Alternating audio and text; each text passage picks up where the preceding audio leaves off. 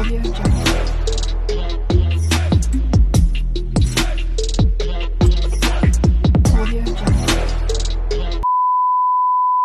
na lang, sige. Tsaka ano, ayun. Baka may gusto kayong ibate. Asawa, boyfriend, kabit.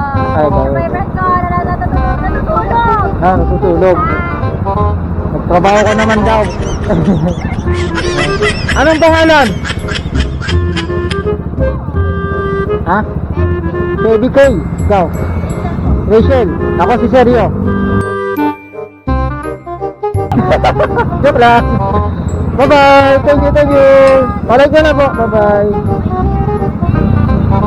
Salamat.